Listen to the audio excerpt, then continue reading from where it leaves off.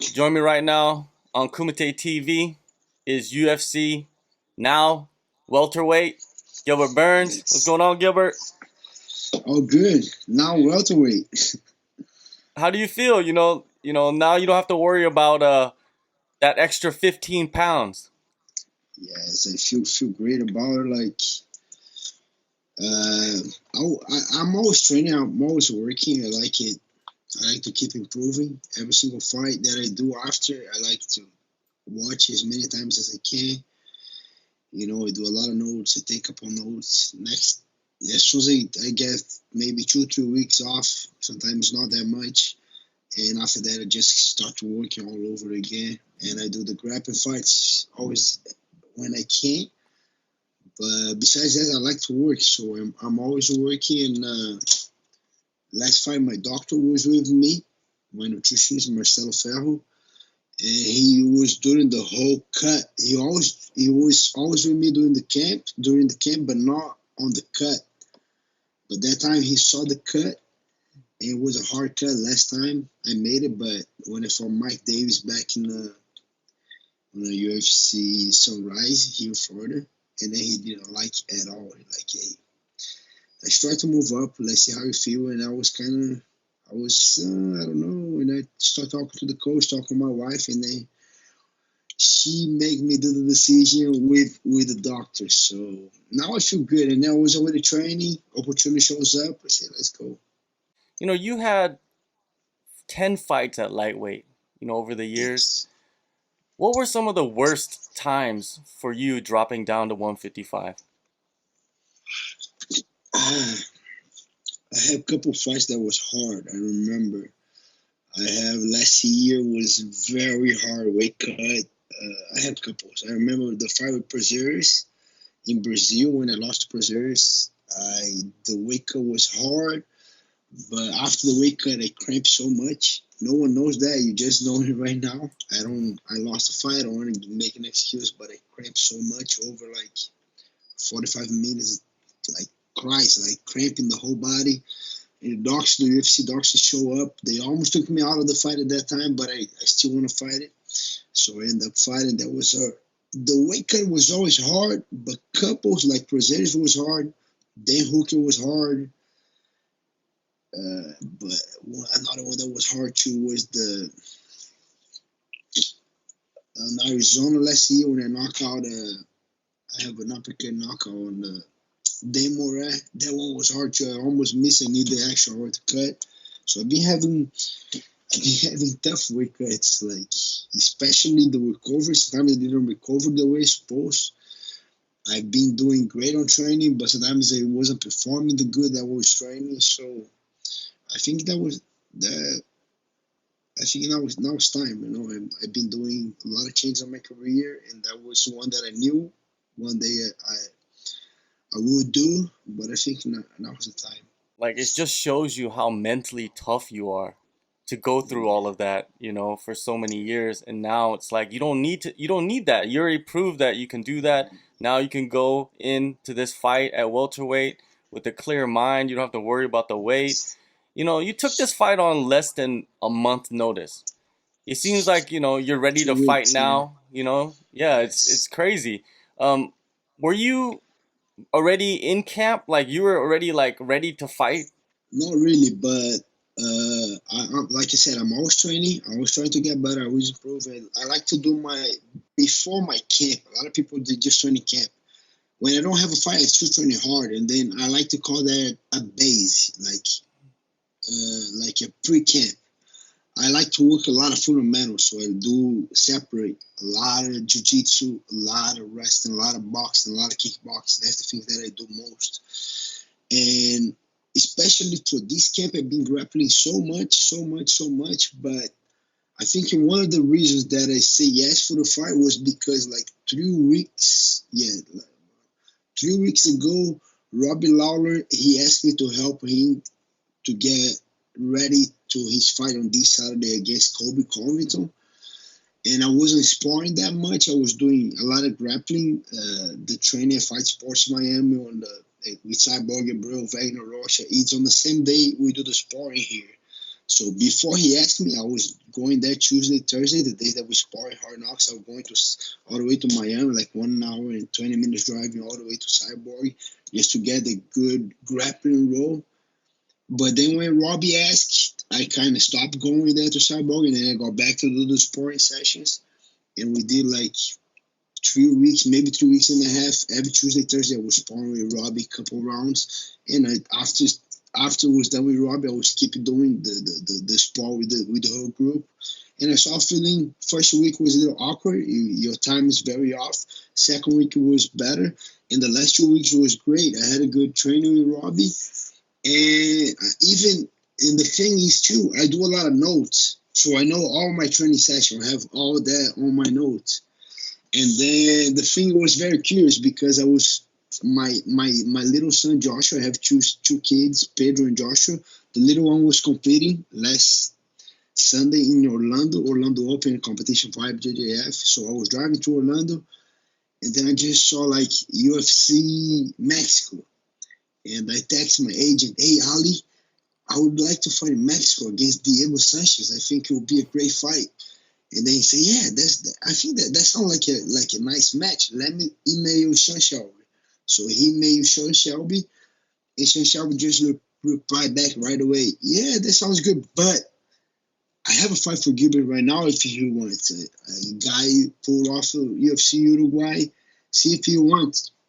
And when I saw the email, I say, "Yeah, I think I've been training a lot, I think, yeah, let me sleep on that." And then kind of right away, I just called Henry. I started calling my coaches, called Vicente, Daniel, Greg Jones, Kevin. I said, "Bro, I feel good." And the thing is, I take a look on my notes, and I just saw like how hard I've been training. And I said, "Bro, I think I'm ready." And then I called my conditioning coach, JC Santana from IAGP. And they, "Oh, yeah, you're in a good shape. For sure it's a short notice, but you're not off camp. You're not training. You're training, and you're training a lot."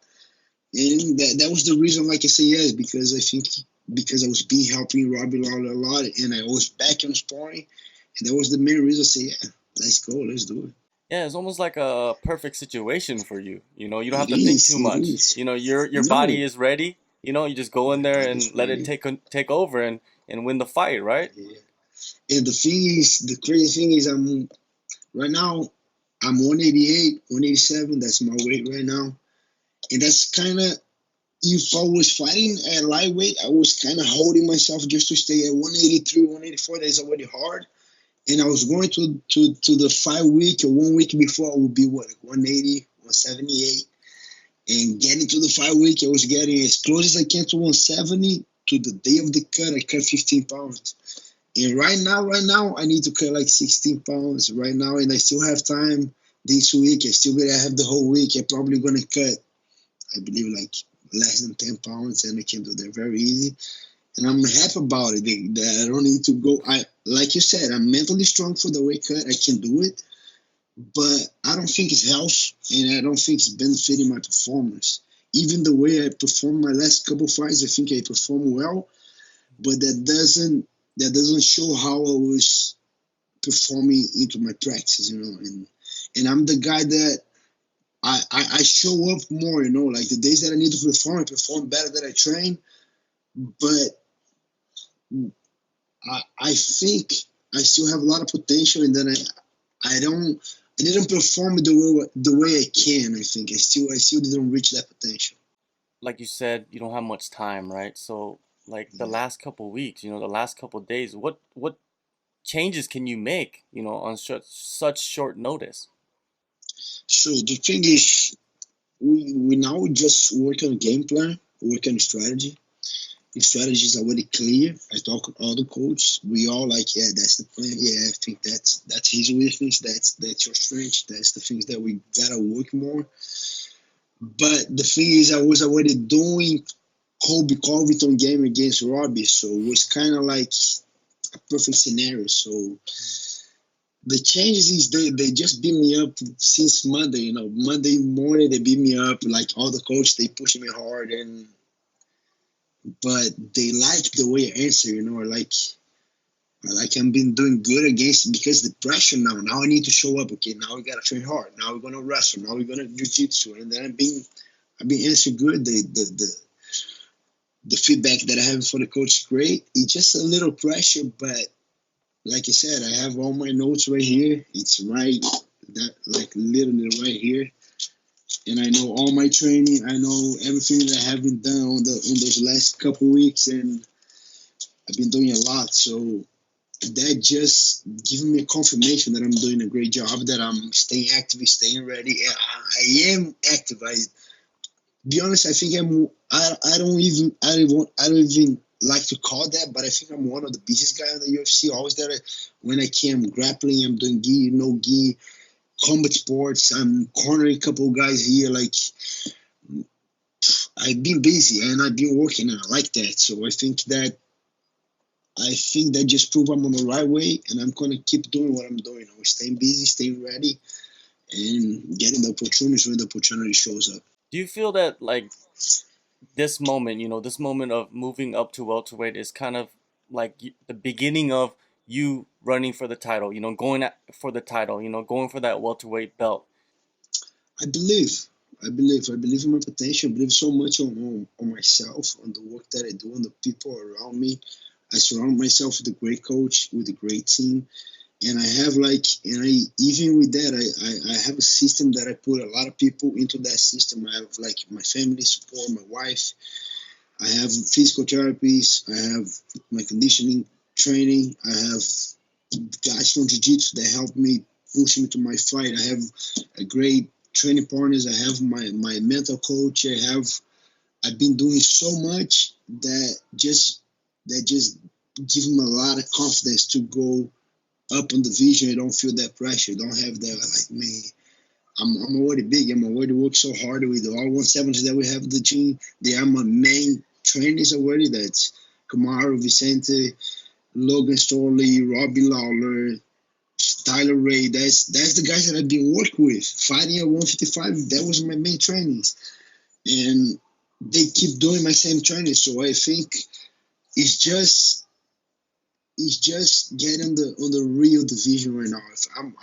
I think I always was at 170, but I was doing the cut that a lot of people were doing, just trying to fit on that division. That literally is not my division. I still can make the weight, but I don't think my performance will be the same. But right now, for sure, I'm running for the title. I think it's a top Russian guy. A lot of people will get attention after that fight. Like, oh man, the guy was just a 55 now, just come up and try nose at 170 and beat the Russian guy. I think we open a lot of eyes from just not from the UFC, but for all the fans and for all the media and for everyone around the MMA media. They will take a look different at me. You have been developing your striking, with Henry Hu for many years now, and Alexey Kunchenko, your opponent, he is known as a striker, a technical striker. Are you happy to go in there and test yourself against him on the feet? Test your power against his power, since you don't have to cut that weight, so you probably got some hammers on you, right? Yes, I'm very happy. I'm extremely happy, and being like you said, I've been working with him a couple of years already. We have a great relationship. He's my friend outside of the match. I have so much respect. We have a great friendship, and I'm excited because he's the style that we train. He's the style the style that we train here at the gym. It just I'm like it. I'm used to that kind of style. I like to go against that kind of style, and I feel very comfortable with the fight for sure. He's technical. He has power, but I think I'll be very quick in that division. I have so much power. I have so much energy, and I can't wait to be there. In the welterweight division, there's a lot of great grapplers. You got Askren, and you've talked about him. You want to fight him eventually. But there's another guy, who's around, Demian Maia. And I feel that this Yes. is the matchup that I would like to see in the future, is you Yes. against him. I actually talked to Vicente about this a couple earlier today. In the interview that I did with him, he said Yes. that would be a great, great fight. What do you think about the Yes. potential of that in That would Brazil? be a great match. They have a main event for November. I mean, I know the UFC is going to São Paulo in November. I'm down for it. It's a great. I think it would be a great, great pleasure to face a guy like Demian Maia with all his resume. a real martial artist, very respectful guy. That would be a nice fight. I'm for sure I'm interested. For sure, me. But so many, I don't even. I gotta make a list. All of the new guys that I want to face in that division now, especially the grapplers. You know, facing Kevin Lee, Michael Chiesa, Demian Maia, Ben Askren. That would be like a dream matchups for me. I'll fight that guys right now. Well, before you get to that, man, you got August 10th, Sure. UFC on ESPN plus 14, Alexey Kunchenko. Thank you, Gilbert, man, for the time, and My good luck pleasure. on this fight and your future. Yeah, thank you, brother. Thank you, everyone from Kumite TV. And on 20 August 10, I can't wait.